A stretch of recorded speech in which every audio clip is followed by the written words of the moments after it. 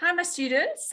First additional language and home language. It is Saturday afternoon, nearly 1:45, and I thought I'd quickly do an assignment 2 overview to help sort of smooth those muddy patches that seem to crop up all the time.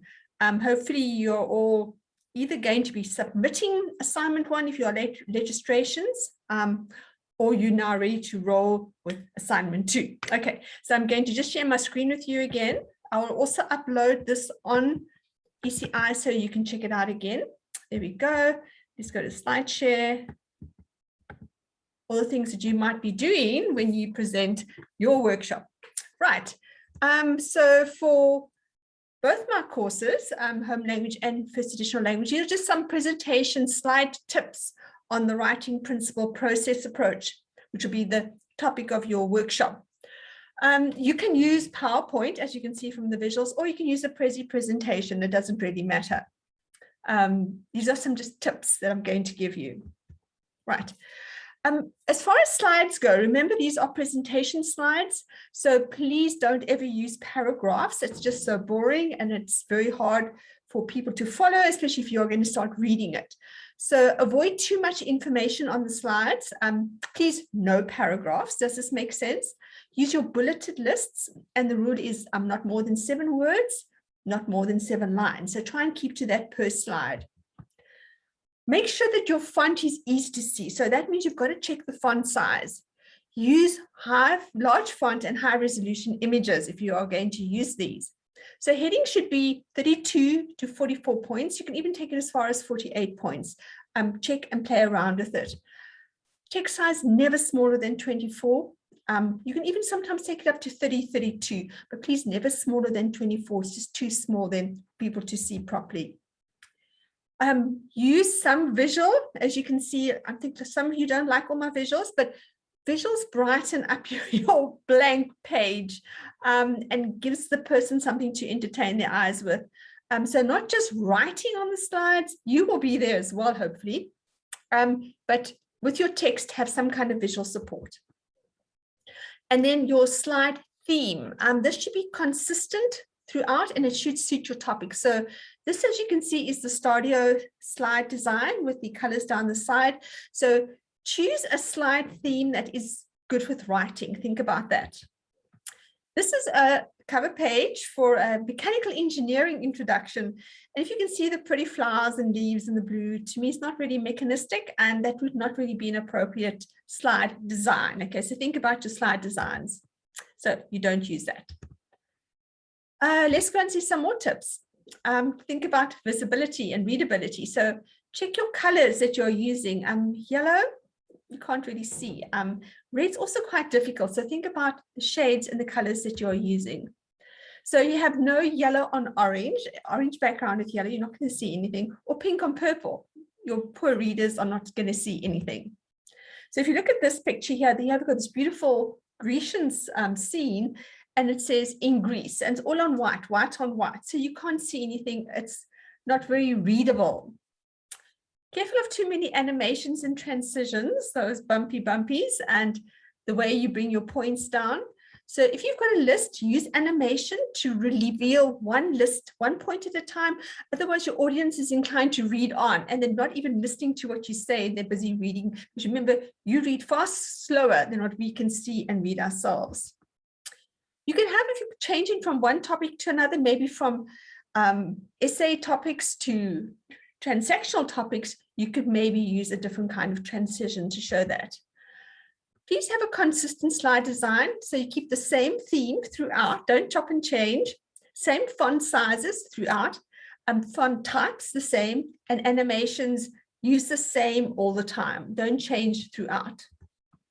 Don't mix cartoons and images. For instance, you can see this is an image that's come through the balloons, and this is an actual realistic picture of balloons. So don't mix your cartoon and your actual images type of visuals that you're using.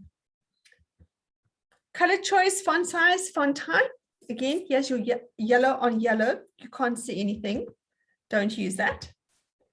If you have a look at this slide here, there's no type on there. Just be careful of that. The font is really very small. I'd say this is between an 18 and a 20. The bullets are very small, the pictures you can't see. Make sure that everything is visible. If you think about this guy here on the right with the question mark, you can actually see he's quite visible.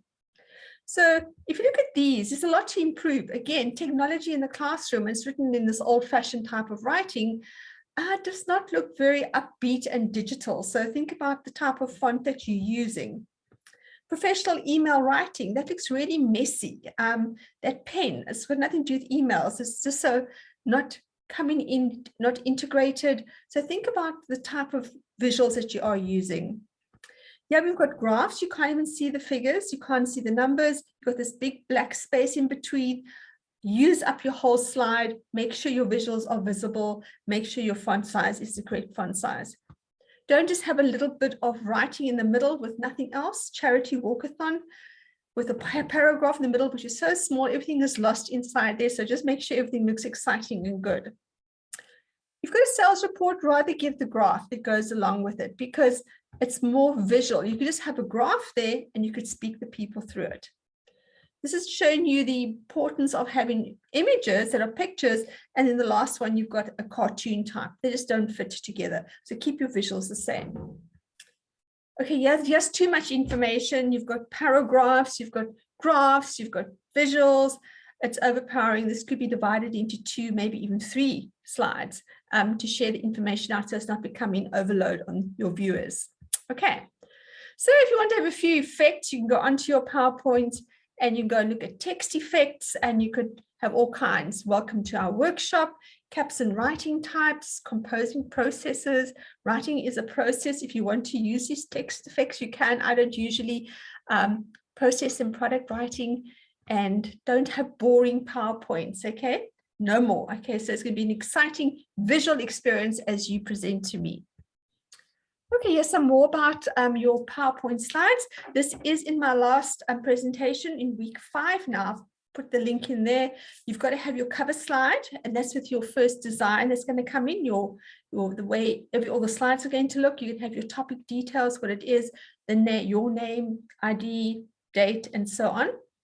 The introduction slide, which gives an outline of the presentation. And then you're going to go through each of the slides, your CAPS background, what is the writing process in the stages, 2 to 3 slides. Then differentiating between transactional writing and essay writing, 4 and 5.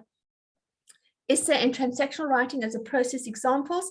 You'll see that I've, in the new assessment guide example I've uploaded on ECI with assignment 2, I've said that the SPs must do a narrative essay, whereas the FETs are going to do a discursive essay. So if you're doing SP and FET, this is one area you're going to have a difference there. For the transactional writing, SPs will do a friendly letter, whereas the FETs are going to do a formal official letter. So you're going to have 2 different letters types to show how process approach is used in this situation.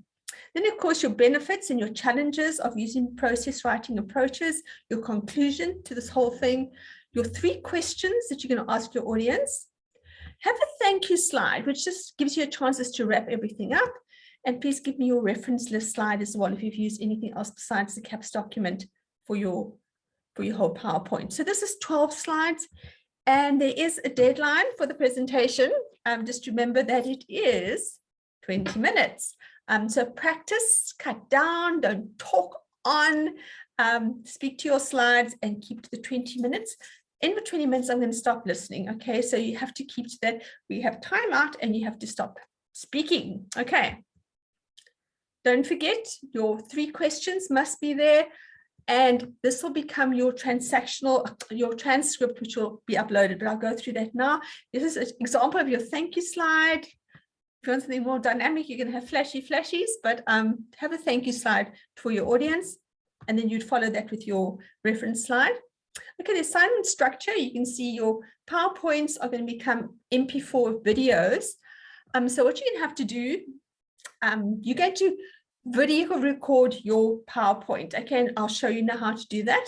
But once you've done that, you're going to have to save it as an MP4 when you go and save your video. So that's quite easy. On the drop-down menu, choose MP4, and then you can get your video. If you're doing it like me with Zoom, you put record. I'll also show how to do this. And it also is an automatic MP4 recording, which you go upload then on YouTube. You'll see that I have put on ECI with assignment to how to open a YouTube account if you don't have one, and how to upload your video to get your YouTube link, which you're going to paste into your document. I'll talk about that now as well. So if you're on YouTube and you've gone through all the processes, please choose unlisted. Okay, that means nobody else can see it, but that means I can see it. That means the moderator can see it, and you're not allowed to delete it until the end of the process. Otherwise, we're not going to be able to watch your YouTube. If you make it private, I can't see it. No one can see it except you. If you say public, that means the whole world can see it. So if you don't want anyone else to see it, you can say unlisted. But if you don't mind, you can, mine are all public, so you can do it as public as well if you want to. This is your transcript. You're going to have your 3 questions. This is going to be a MS Word document or PDF, however you choose to do it. You're going to put your name on it. You're going to type your 3 questions, and you're going to give transcripts of how people answered your questions. If people physically answered your questions and you've recorded them, you can just give me the transcripts back. Along with this, you're going to paste in your YouTube link.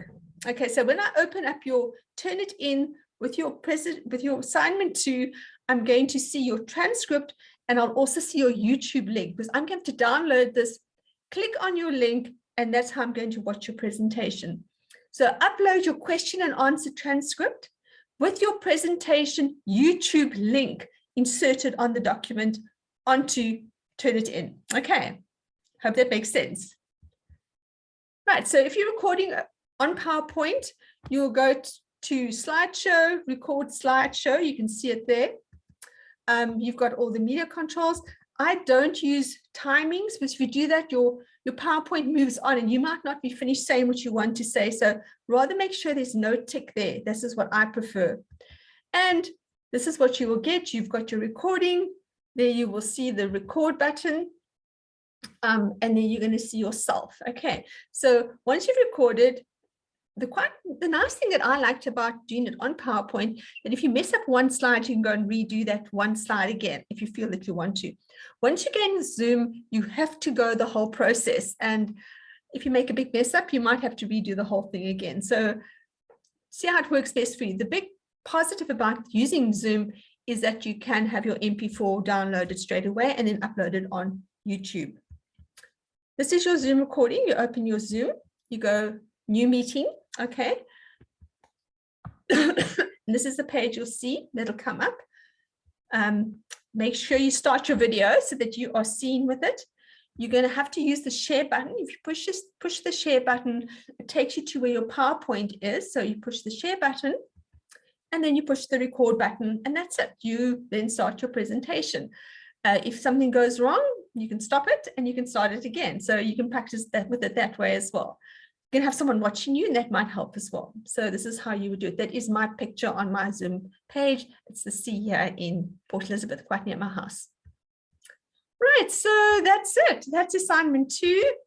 Hope you enjoyed. I hope you have fun with it. Please get back to me if anything is not clear and you're not sure what to do, but I think it's going to be quite nice. I really enjoyed this last year, so I'm looking forward to seeing you all in your presentations, hearing your voices and seeing your faces. It's going to be quite interesting. So have a great weekend, and we'll chat soon. Hope you're coping and enjoying the bit of spring weather that we're having now. So have a lovely weekend. I'll chat to you later.